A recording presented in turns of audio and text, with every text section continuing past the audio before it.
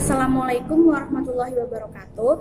Perkenalkan, kami dari kelompok 6 akan mempresentasikan hasil diskusi kami yang berjudul Filsafat Islam di Dunia Islam Timur.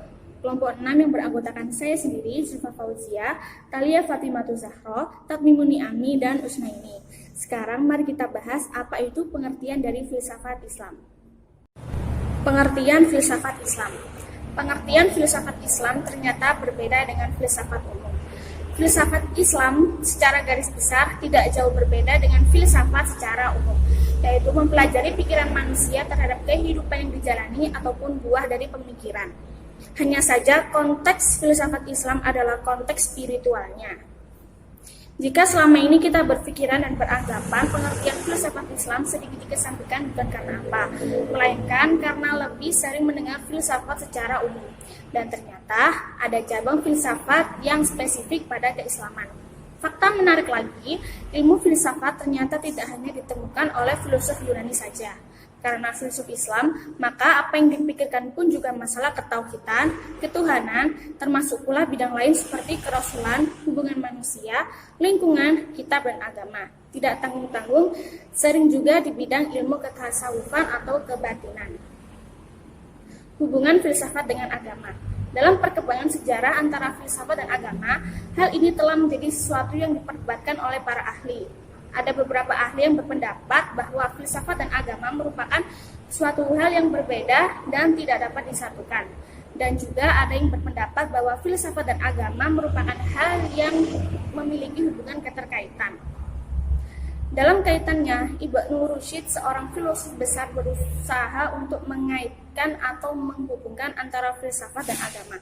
Dalam pemikiran Ibnu Rushd, beliau meyakinkan bahwa antara filsafat dan agama merupakan hal yang saling berkaitan. Filsafat sendiri berusaha untuk mengungkapkan suatu kebenaran, demikian dengan agama, yaitu berusaha untuk mengungkapkan suatu kebenaran, sehingga keduanya tidak dapat dipisahkan atau saling berkaitan. Perkenalkan, nama saya Tatmimuni Ami akan menjelaskan beberapa tokoh filsafat Islam beserta pemikirannya. Yang pertama, Al-Kindi. Nama lengkap Al-Kindi yaitu Abu Yusuf Ya'qub bin Ishaq ibnu Sabah ibnu Imran ibnu Ismail bin Muhammad bin Al-As'ad bin Qais. Pokok pemikiran Al-Kindi. Yang pertama, agama dan filsafat. Kebenaran filsafat dan agama tidaklah bertentangan, karena keduanya datang dari sumber yang sama, yaitu Tuhan. Tujuannya adalah sama-sama mencapai kebenaran. Yang kedua, logika dan epistemologi. Konsep logika dan epistemologinya menganggap matematika sebagai ilmu yang mampu memberi pengetahuan lebih pasti mengenai silogisme.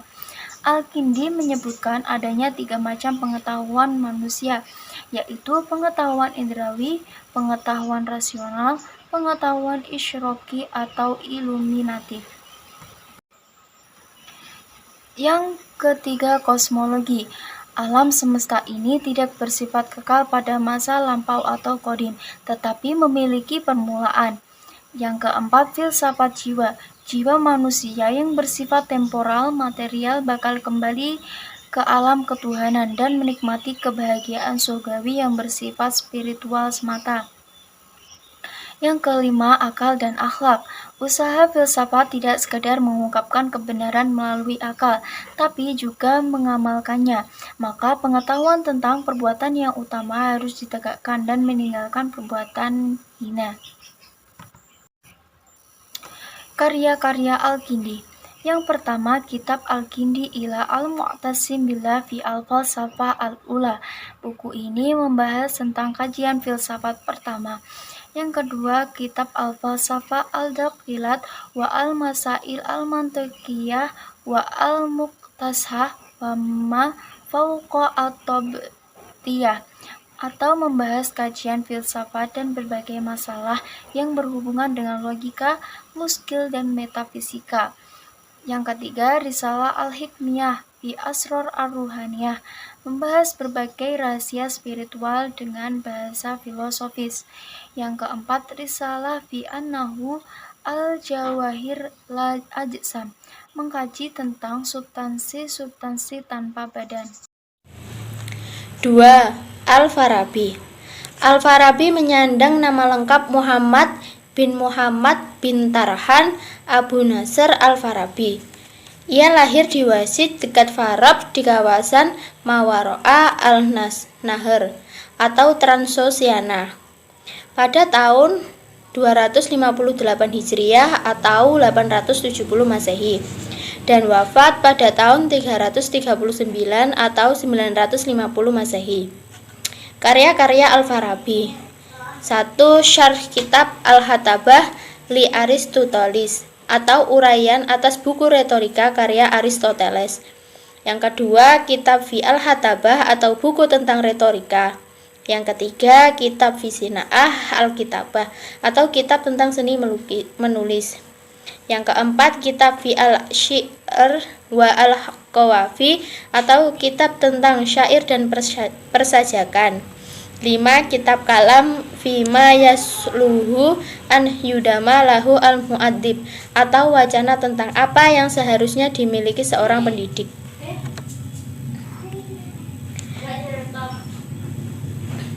Pemikiran ontologi. Di bidang logika, Al-Farabi mengekor pada konsepsi Aristotelian. Logika adalah seni berpikir lurus dan teratur. Logika memberi aturan-aturan untuk menjaga dan mengarahkan pikiran manusia pada kebenaran. Metafisika teologis. Pertanyaan utama yang diajukan kepada Al-Farabi ialah bisakah kita mengetahui Tuhan dalam satu karyanya? Al-Farabi menjawab bahwa Tuhan dapat diketahui dan tidak diketahui. Tuhan nampak atau zohir, sekaligus tersembunyi atau batin. Kosmologi. Dalam karyanya berjudul Kitab Ara Ahl Al-Madinah Al-Fadilat, Al-Farabi menjelaskan proses emanasi sebagai berikut. Mula-mula akal berpikir tentang dirinya dan dari pemikiran itu timbul eksistensi atau wujud lain. Tuhan merupakan wujud pertama sampai yang ke-11. Psikologi. Jiwa manusia memancar dari akal 10. Al-Farabi sependapat dengan Aristoteles mengenai kapasitas jiwa. Di dalam jiwa terkandung 3 daya utama, antara lain daya gerak atau motion al-muharrikah, yang kedua mengetahui atau cognition al-mudrikah, dan yang ketiga adalah berpikir. 3. Ibnu Sina. Nama lengkap Abu Ali Husain Ibnu Abdillah Ibnu Sina. Hasil pemikirannya: 1. Filsafat jiwa, 2. Filsafat wahyu dan nabi, 3. Filsafat wujud. Karya-karya Ibnu Sina: 1. Filsafat atau An-Najat dan Al-Syifa, 2. Kedokteran atau Al-Qanun fi Al-Tib, 3. Psikologi atau Ahwal An-Nafs, 4. Logika, fisika dan metafisika atau Al-Isyarat wa Tanbihat. 4.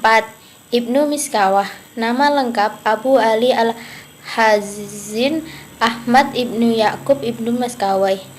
Salah satu pemikirannya tentang dasar-dasar etika, keutamaan atau fadilah, kebahagiaan atau saadah, cinta atau mahabbah.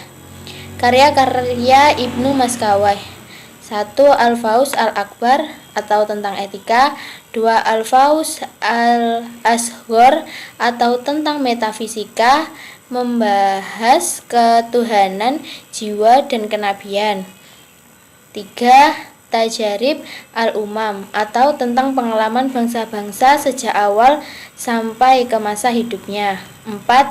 Uns Al-Farid atau kumpulan syair, peribahasa dan kata-kata mutiara, 5. Tartib As-Sa'adah tentang akhlak dan politik, 6. Al-Mustafa atau syair-syair pilihan, 7. Jawidan Hirot atau kumpulan ungkapan bijak, 8. Al-Jami atau tentang ketabiban. Tokoh yang kelima yaitu Al-Ghazali. Nama lengkapnya Abu Hamid bin Muhammad bin Ahmad Al-Ghazali. Pemikiran Al-Ghazali. Pada mulanya, pemikiran Al-Ghazali sama seperti filsuf yang lainnya, yaitu mencari kebenaran. Pada buku Maqasid Al-Falasifah, Al-Ghazali membahas tentang logika, ketuhanan, dan fisika, dan dibahas layaknya seorang filsuf berbicara mengenai filsafat. Sedangkan dalam buku Tahafut Al-Falasifah, Al-Ghazali berani mengkritik dan menunjukkan kelemahan serta kejanggalan yang bertentangan dengan agama. Dalam buku tersebut yang dibahas hanya filsuf yang membahas filsafat ketuhanan atau metafisika. Karya-karya Imam Ghazali. Yang pertama, Ihya Ulumuddin atau ilmu-ilmu agama. Kedua, Al-Iqtisad fi Al-I'tiqad, modernisasi dalam akidah. Tiga, Al-Iqtisas fi Al-I'tiqad, kesederhanaan dalam beriktikad. Yang keempat, kitab Al-Arba'in fi Usul Adin atau Usuhuluddin. Yang kelima, Mizan Al-Amal, falsafah keagamaan. Yang keenam, Ad-Durah Al-Fakhirah fi Kasyif Ulum Al-Akhirah atau tasawuf. Yang ketujuh, Al-Basit atau fikih. Yang kedelapan, Al-Mustafa atau usul fikih. Yang kesembilan, Al-Ulumu ala Duniyah atau ilmu laduni. Yang kesepuluh, Maqasid Al-Falasifah, tujuan para filosof, sebagai karangan yang pertama dan berisi masalah-masalah filsafat. Yang kesebelas, Tahafut Al-Falasifah. Buku ini membahas kelemahan-kelemahan para filosof masa itu yang kemudian ditanggapi oleh Ibnu Rushd dalam buku Tahafut Al-Tahafut, The Incoherence of the Incoherence. Tokoh yang keenam yaitu Suhrawardi Al-Mukhtul. Nama lengkapnya Syihabuddin Yahya bin Habashi bin Amirah Abu Al-Futuh Suhrawardi. Pemikiran Suhrawardi Al-Mukhtul, karyanya dibagi menjadi tiga, yaitu bagian utama, kitab induk filsafat iluminasinya. Bagian kedua, bagian risalah ringkas filsafat. Bagian ketiga berupa kisah perumpamaan. Karya-karya Suhrawardi Al-Mukhtul. Yang pertama, At-Talwihat atau pemberitahuan. Kedua, Al-Muqawamat yang tepat. Yang ketiga, Al-Masyari' wa Al-Mutarahat, jalan dan pengayoman. Yang keempat, Al-Hikmah Al-Insyirah, filsafat pencerahan. Yang kelima, Hayakil An-Nur, rumah suci cahaya.